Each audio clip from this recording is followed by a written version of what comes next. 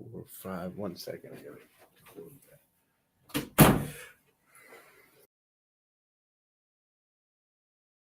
What's up, everybody? Welcome back to the Russell Journal. My name is Russell, and this is my journal entry for January. What is this? Thursday, January 19th, 2023. Okay.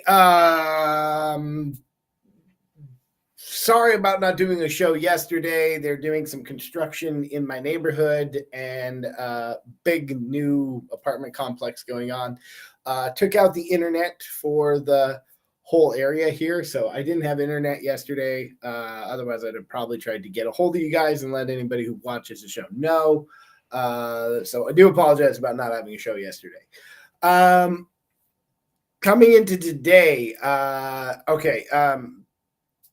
I did not trade. I was watching. I just watched the chart, and I was really watching the options chain. And there's a lot of value for this in me. And as I go through the day, one of the things you can see on the day is you can see we kind of put in this little doji candle here. Some options traders will do very, very well in this environment. They will call the bottoms. They will call the tops. They will do very, very well. One of the things I've learned as I've been exploring my edge is this type of environment doesn't do very well for me. And as you can see up here at the top here, when we put in this doge right here, that day cost me dearly. That was a very expensive day for me, and where I was able to notice where my setup does not seem to have an edge is when you can identify days like this are coming, and really not that anyone should really be trying to predict this chart, but there are points where it is really viable to notice what it's going to be. And one of the things that's actually kind of cool that does sort of predict this is the options chain. If you notice, again, look on Tuesday, you had a really high premium and a lower delta. Here, go into yesterday, you had much better deltas going into this than you did on Tuesday before relative to premiums. And now this one was rough too, because this one was like 1 or 1.5 to 2. So your delta paid 1 to 1.5 compared to your premium, and your premium, would be your 1, right? So if a contract cost me 10 cents, you could find them paying 15 cents in delta. There was some of that. And I was able to get a big chunk of the money I lost back yesterday here. So was pretty excited about that. Yesterday's trade was really good. Again, coming into today, I woke up this morning. I was up at 6 o'clock this morning.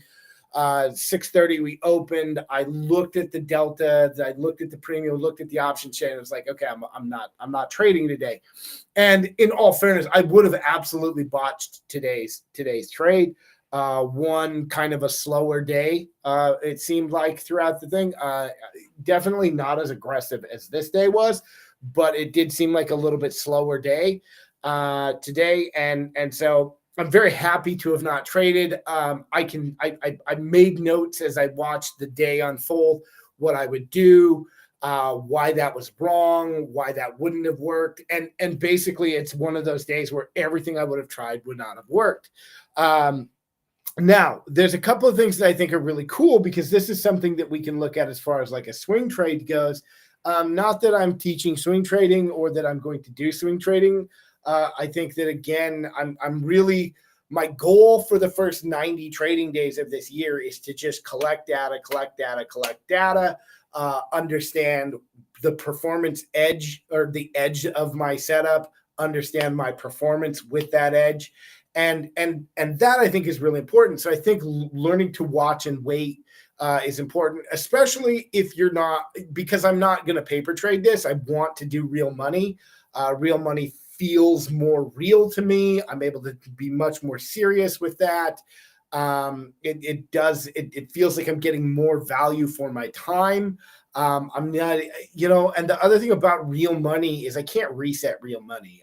I'm very guilty of trying to paper trade, and when something doesn't work, reset the account and start over again, right? Or if I screw something up from a performance angle, stuff. So I like trading with real money. I tend to try and keep the volume down, or the dollar figure down a lot. I'm not really trying to trade with large quantities of money.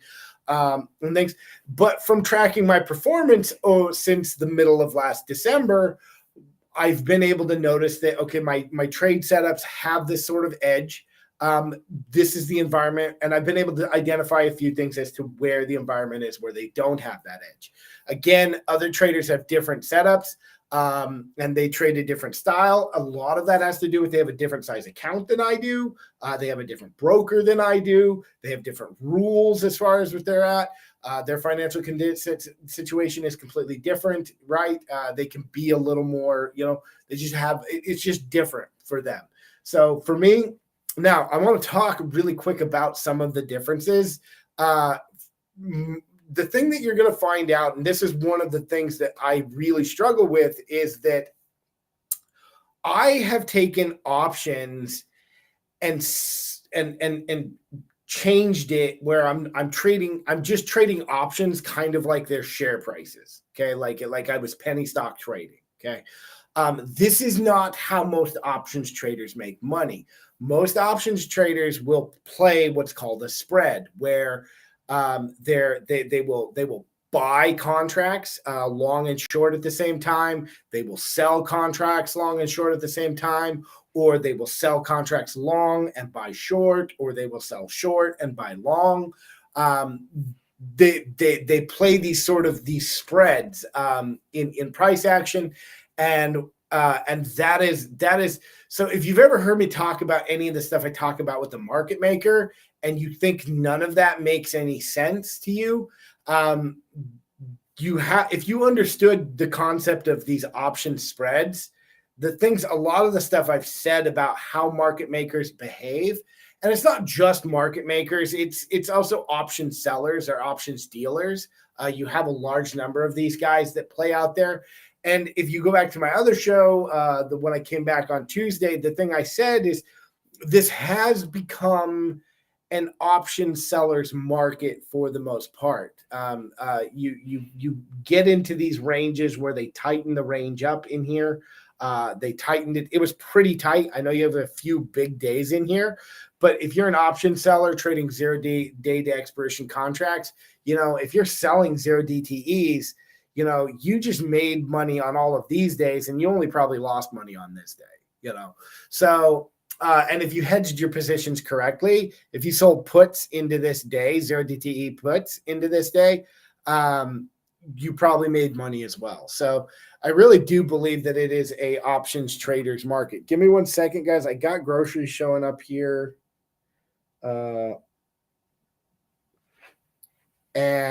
Soon.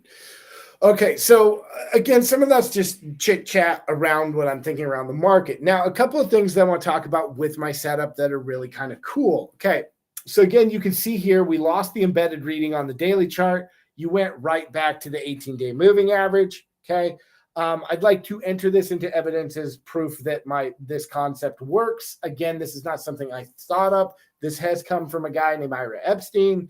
He's traded markets since 1969. If you're interested in learning this setup or this tactic, now he actually doesn't even trade this. He won't trade the move from up here down to there. He's not a day trader. He is a swing trader, and he trades futures contracts.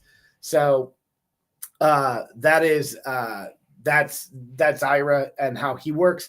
I'm trying to take what he's shown me here and adapt it so that I can day trade 0 day to expiration contracts. And in all fairness, and not to him, but to what I'm trying to do is I'm only trying to trade the way I'm trading until I'm at a point where I can sell contracts. Okay. What I'd like to do is get to a place where I can learn to sell contracts. And what you can do with that is you get this point of sort of risk-free trading where you're selling contracts outside of like whatever your contract, your spread structure is. The contracts you sell pay for the structure that you have inside. And so you're really trading contracts with somebody else's money. At that point, it makes these things, and if you lose the money, it's usually money that you raised by selling contracts. If you lose on the contract structure you're long of, you're buying, you're typically losing. You're only losing the money you're selling out here. So it allows for some very interesting things further out. But right here, what we trade is we trade 0 day to expiration contracts. We trade them directionally. And so if we think the market's going up, we're going long. If we think the market's going down, we're going short. Okay. And we're only trading single legs. We do not have a call side on and a put side on at the same time. Or I don't. I say we. I'm hoping there's people out there that are listening to me and talking to me and, we're somehow together. Okay. So right now what we're trying to master is sort of the directional sort of trade as far as this goes. And this is where I think that I will be able to capture that, $125 a day, probably because, and the reason I want this is this way is, because I can't do the other thing, and I really want to understand directional movement.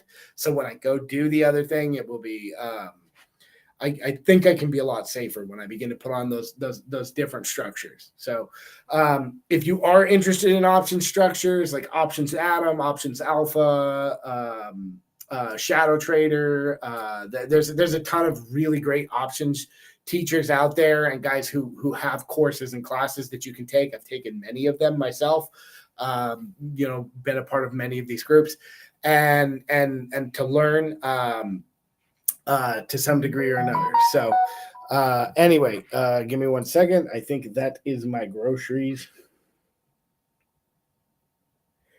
So, all right. So, that's really it. I did not trade. I think if you're not going to paper trade, watching and waiting is a super valuable thing, especially when you get into a place and you just don't know, and again, everything I could tell you today, I want to go into this. Let's go into this because here's the thing that's funny about it is it looks a lot simpler than it really is.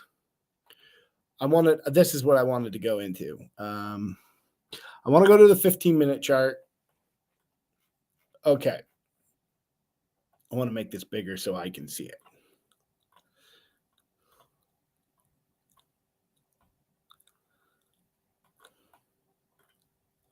Give me 1 second while I make this for a blind person to be able to read it. Okay.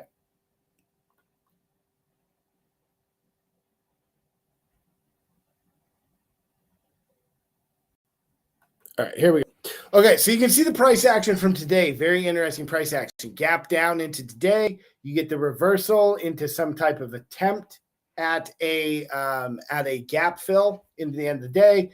Didn't quite get there, sold off. Okay. Now, if you look at most other charts, that gap is going to be mostly considered filled. But according to sort of my precise measurements, you have about a 40 cent. You do have about a 40 cent gap still in the chart. And so that is there's about 40 cents left on the upward movement. So you have created at the moment an island top, if you will. I don't know whether or not and again, not predicting. I don't know if they're going to put in a higher low here and then go back up and get it tomorrow or the next day or exactly what. What I would say is there's a philosophy that the market likes to try and make fools of the most people. And that I think that the most people that I have seen, again, this is just a feeling. I don't have any hard numbers. I do have hard numbers from the options chain. You can see that they did buy a lot of puts today. And the thing is really, if you want to screw those guys who bought the put holders, they will take it up tomorrow.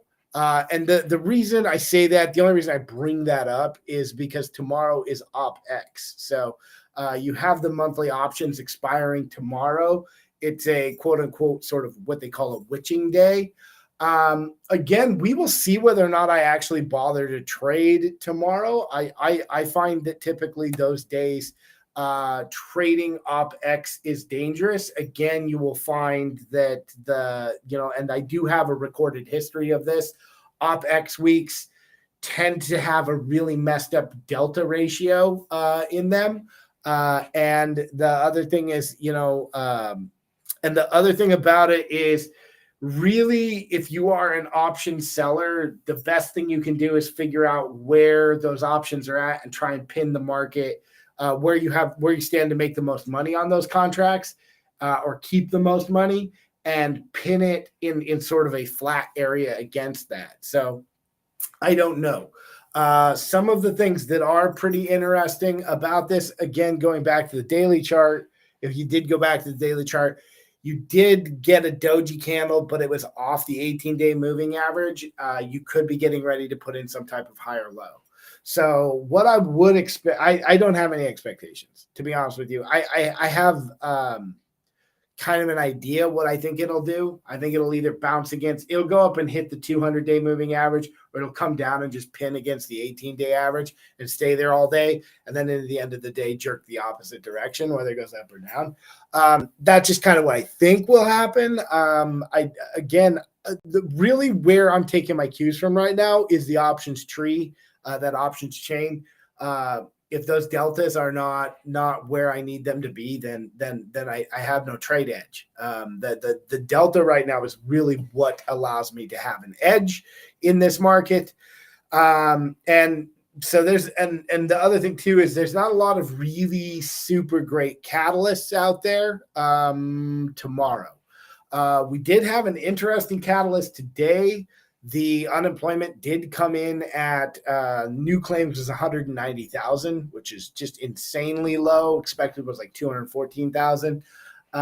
So as far as the catalyst goes, really you've got this point where the Fed is at liberty to continue to raise interest rates. They can raise them as long as unemployment stays low.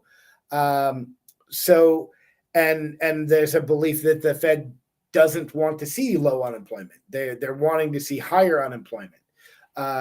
So as far as the economic narrative goes, to the point of some type of stagflation, or again, I think the two scenarios that I think stagflation is probably the most likely scenario. And that's what I think is probably mostly because the labor market's so tight. I think that the cost of labor will just keep going up, and that will just ultimately hold those rates higher, or hold not the rates, but they'll keep inflation pretty sticky. That's what I think. As far as the economic conditions go, again, need to be very careful that, like, I used to make so I had like January of last year, I had about $3,600 in this account. Okay. And I was watching Steve Van Meter, and Steve Van Meter started talking about the Fed and the interest rate hikes and how it was going to tank the market. And I took what he said and I blindly went in and just loaded the boat on puts. And inside of a month, my $3,600 was gone. Okay. So what happened there? Well, we sold off, but first of all, I traded the wrong contracts. I traded the wrong dated contracts. I traded, really I did a lot of stuff, but I did based because Steve said that, the market was, that things were going to be bad for stocks. Okay. Now, if you follow Steve Van Meter and you believe what he says about stocks, or what's going to happen with stocks, you need to have like a very long dated time horizon as far as what your picture is. Okay. And this is, if you've watched his Sunday show, he does do some weekly analysis as to what he thinks is going to happen in the market. And even then that needs to be taken with a grain of salt.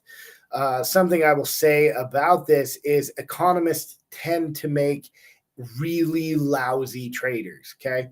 And if you want any example of this, go study some of Keynes. And if you know Keynesian economics, he's an economist. His game plan was to originally try and make money through trading via technical analysis, and he just got screwed because he couldn't understand why the price action didn't match the economic behavior. So Keynes did definitely get screwed as far as being a trader goes. There's a ton of other places I can point to. Recently, I read a really cool book called Fooled by Randomness. It's a pretty interesting read. And he points to an example of in the 90s, you had guys with economic degrees playing the emerging markets, and they were playing the Russian bonds. And it was very interesting in Russian bonds. The Russian bonds had some trepidation sort of through the mid 90s, and but every time these economic guys, they would come in and be economists, were very happy about things, they were doing very well, and they would buy the dip in these, and they would always come bouncing back. Then enter the sort of collapse 97, 98, the collapse of the I don't know if any of you remember when the Russian currency absolutely collapsed around 1998. I remember being in school and they're talking about how the Russian ruble was not worth toilet paper. Like toilet paper was more valuable than the Russian ruble. And these guys who had always bought the dip, it had always worked out. They had economic blah, blah, this and that behind them. They just got obliterated. The guy he talks about loses, like, I can't remember, it was like 60 million or 300 million, somewhere in there. I think he had a position of 300 million and lost 60 million and had to leave JP Morgan Chase, like, just in a ball of tears. And so, like, again, like there's just two examples of where, like, I get the fact that economists